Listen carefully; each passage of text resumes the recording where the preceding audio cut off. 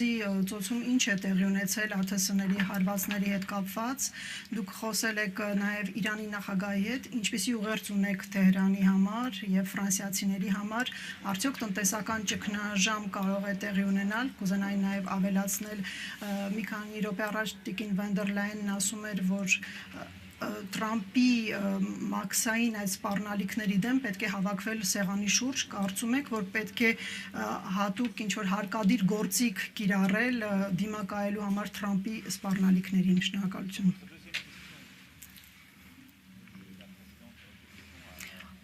Առաջ երկրորդ հարցի առումով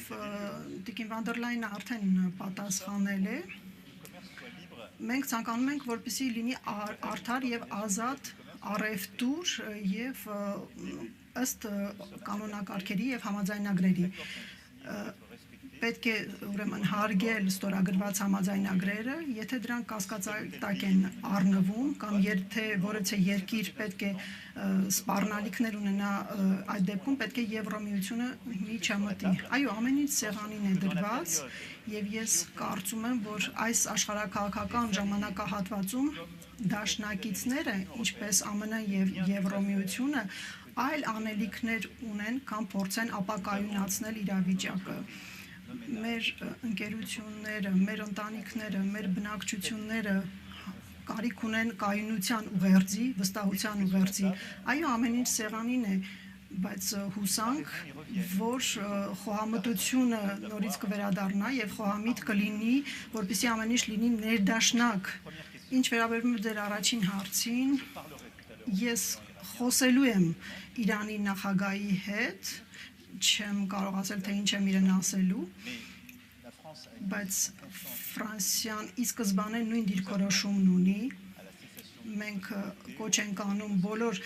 ռազմական գործողությունների դադարեցմանը, դիվանագիտական բանակցությունների մեկնարկին եւ հարգելով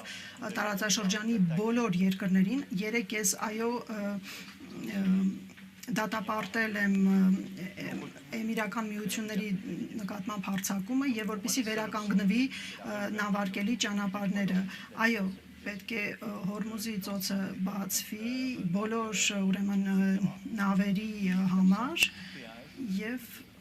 առանց որևէ վճարումների եւ հարկադիր միջոցների եւ ցանկացած էսկալացիա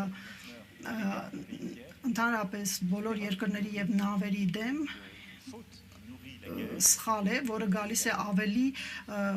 լարվածություն ավելացնելու այս իրավիճակում։ Ես այսպիսի ուղերձ եմ հղելու նրան եւ այսպիսին է Ֆրանսիայի դիրքորոշումը։ Հայկական կողմից, question suivante